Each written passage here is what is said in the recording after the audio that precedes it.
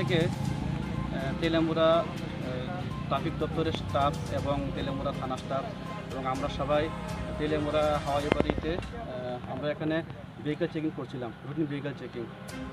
একটা ট্রাক গাড়ি আগরতলা থেকে আসছিল। ওই গাড়িটাতে চেক করার পর আমরা টোটাল 117 প্যাকেট ড্রাই গাঞ্জা পাই এবং এটা ওয়েট ছিল 874 কেজি টোটাল। তার বাজার মূল্য কেমন হবে? বাজার মূল্য তো আনুমানিক 50 লক্ষ টাকা হতে পারে। এই ব্যাপারে আমরা দুজনকে অ্যারেস্ট করেছি। একজনের বাড়ি হচ্ছে ইউপিতে, একজনের বাড়ি বিহারে।